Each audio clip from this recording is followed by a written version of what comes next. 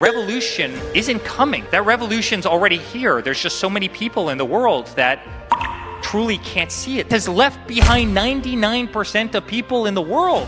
You know, if you're part of the top 1%, the traditional financing system is great. The hedge fund managers or private wealth advisors, they're taking 220 splits on funds. 3/4 of the time they fail to actually beat the S&P 500, right? They fail to beat basic index funds. A lot of eyes were opened when Bitcoin hit 100,000.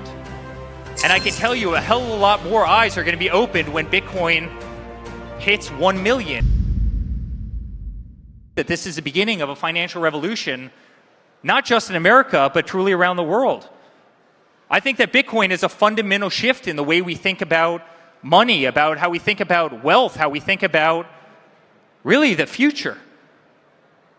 It's a way that, as a guy who runs a big real estate company, I think about how I want to safeguard treasury in our company, how I want to invest, how I want to hedge risk, how I want to transfer funds, how I want to pay vendors, right? How I want to collect funds from tenants and people who pay rent and the people who stay at our hotels, our incredible hotel guests and our incredible members, right? I mean, it's a shift in how companies like ours receive money. And I want to be very clear, that revolution isn't coming. That revolution's already here. There's just so many people in the world that truly can't see it. The vast majority of the people can't see it, and that's scary as hell. And I can tell you, a lot of eyes were opened when Bitcoin hit 100,000.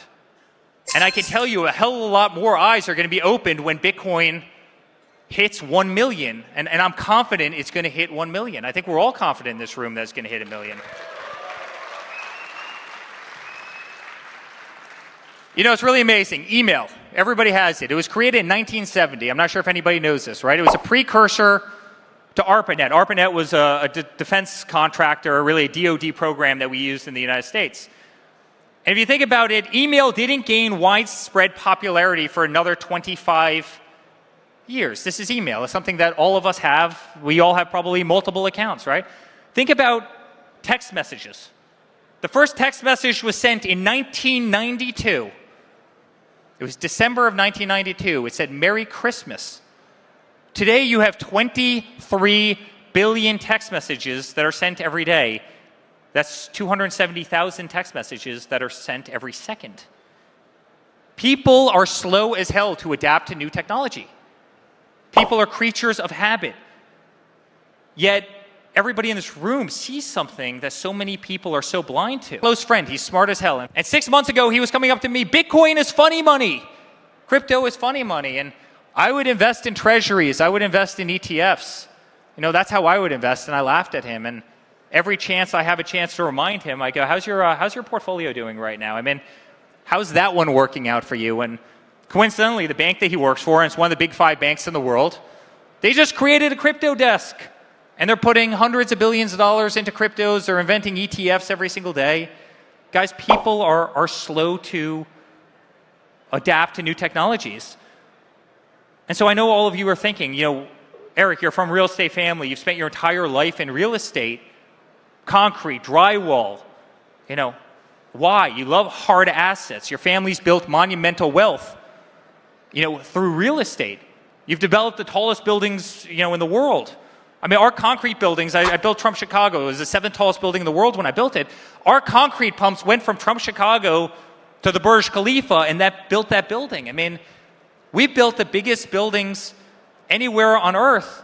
We run the best hotels. We run the best golf courses, right? From everywhere from 5th Avenue to South America, the Middle East, Scotland, Ireland. You know, for our family, real estate's always been the bedrock of wealth creation. You know, it's tangible, it's physical, we love it, you can see it, you can feel it, it has energy. But really, here's the thing, guys, for the first time, there's another asset that has energy. There's another new digital asset that's revolutionary, right? I mean, one that consumes energy, one has life, and one that really has potentially more powerful, you know, potential to be more powerful than anything that we've ever seen before. I saw you guys go through those same attacks every single day. I saw them come after you. I saw them strip your bank accounts. I saw them cancel you like crazy. The same thing that they were doing to us. because we were running for politics is the exact same thing that they were doing to the crypto industry. And so for the first time, it exposed me to a totally different view on life. You know, not just in America, but also around the world. I mean, guys, I've seen the modern financial system be weaponized. I've seen politics be weaponized. I've seen the legal system in this world be weaponized. And it's one of the reasons that I love crypto. It's one of the reasons I so strongly believe in DeFi.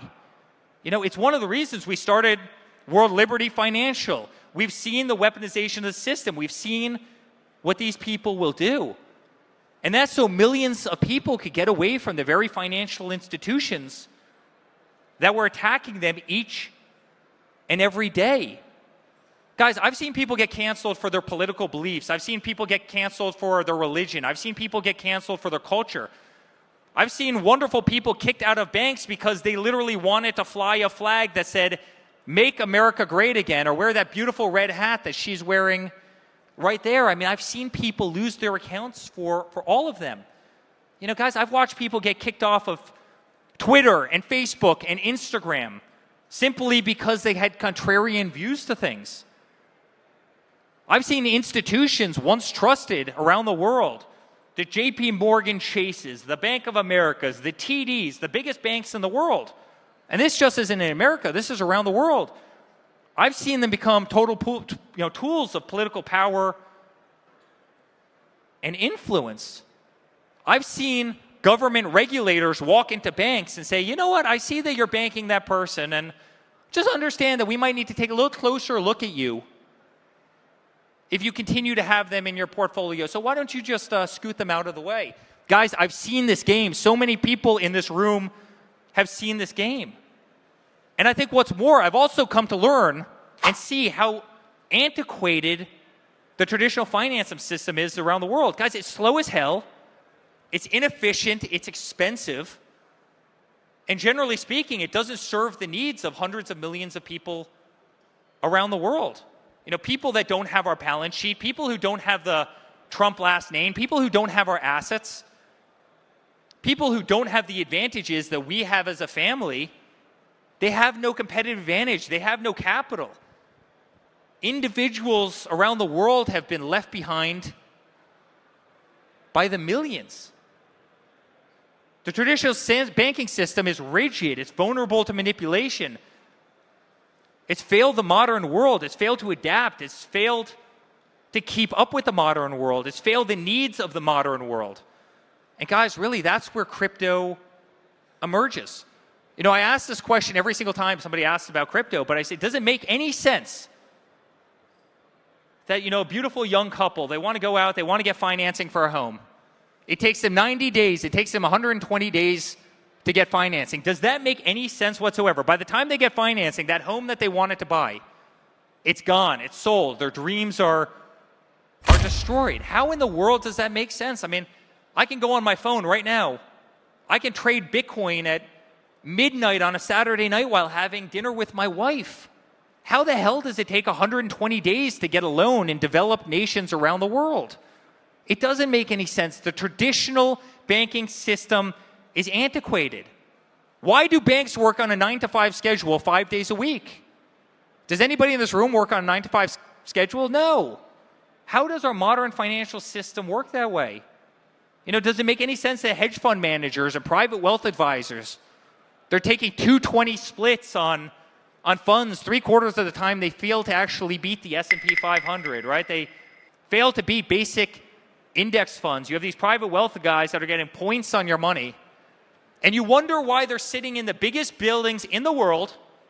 Their big signs are shining down on streets in every city around the world. How in the world does this make sense? Guys, Bitcoin's not just another asset. It's a solution to all of this. It's a solution because it represents a new financial paradigm. And it's a financial paradigm that's decentralized, it's transparent, it's empowering. It levels the playing field. It allows people to store value. It allows people to transfer value. It allows people to grow their wealth without relying on the very financial system which, if you want to be honest, has left behind 99% of people in the world. You know, if you're part of the top 1%, the traditional financing system is great. And by the way, it's probably the top 1%, if I'm being generous, in the top 10% of countries in the world. Bitcoin's not just an investment. It's a global asset. It's a store of value. It's a hedge against inflation. It's a hedge against political turmoil, political instability, acts of gods, hurricanes, fires, floods, tornadoes. Guys, that's what makes it so powerful. There's no capex, there's no insurance, there's no mismanagement, there's no corruption, there's no brokers, there's no break rooms, there's no HR, there's no DEI nonsense. There's no need for tens of thousands of bankers and massive skyscrapers all over the world pushing credit applications and antiquated paperwork, you know, charging exorbitant fees. There is nothing that's done in those buildings that can't be done better on blockchain. There's nothing done on those, you know, in those buildings that won't eventually be digitized on blockchain. There's nothing that can't be done faster, cheaper, more transparently, and really better in the new frontier.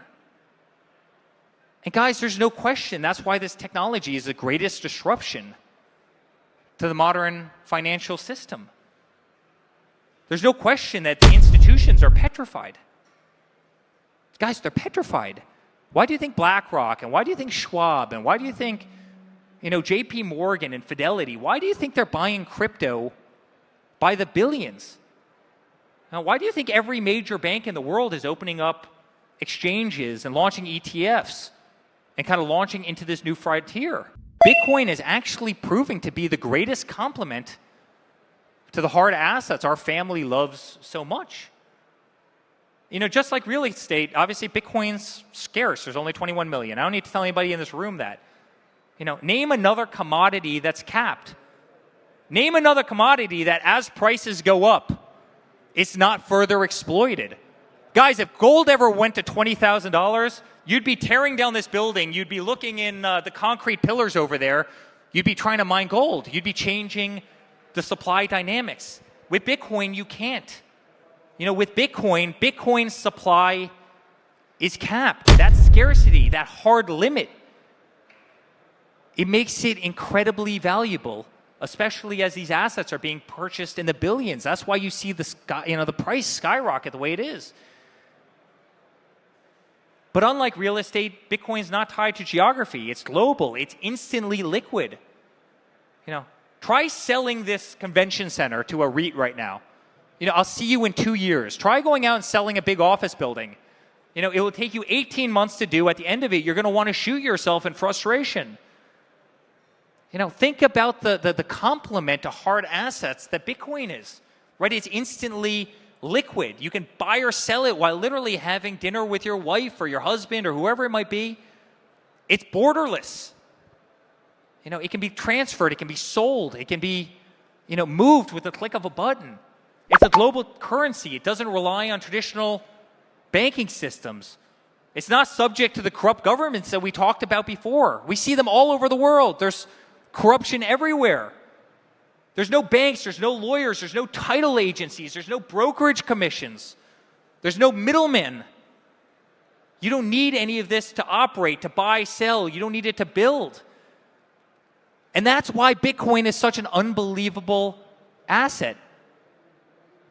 Bitcoin and crypto, guys, they truly has the ability to change the world. It has the ability to disrupt traditional banking systems, you know, in the biggest way, which really have been controlled by far too few. And I might be speaking against our own interest. We probably did better in that world than anyone. But Bitcoin is inclusive. It gives everybody the opportunity around the world to participate in ways that they never otherwise would have thought, no matter of their wealth, no matter of their location, the geography. People in developing countries, people who otherwise wouldn't stand a freaking chance. It gives them tremendous opportunity. And people very rarely ever say that about Bitcoin. It's a beautiful thing, and it's a thing that should be celebrated. It's a thing that should be embraced by all. And so really the question is, what does the future hold? What are we going to see? And I think in the next decade, we're going to see Bitcoin, we're going to see crypto. We're going to see it transform the global economy in beautiful ways. We're going to see it transcend borders and institutions. We're going to see that banks have to adapt. We're going to see that governments have to adapt, and governments will adapt. And by the way, those who embrace Bitcoin, those who embrace this digital revolution, those who embrace digital currency, the people who come in early are going to be the people who win. No different than the people who adopted email. No different than the people who embraced SMS. No different than the people who embraced digital photography. Hey, where's Polaroid right now? Does anybody know? They fail to adapt. They're gone. They're no longer relevant. They're no longer present because they didn't see it. I truly believe in the coming decades that this is going to become the cornerstone of the modern global financial system. They'll be used to safeguard your wealth.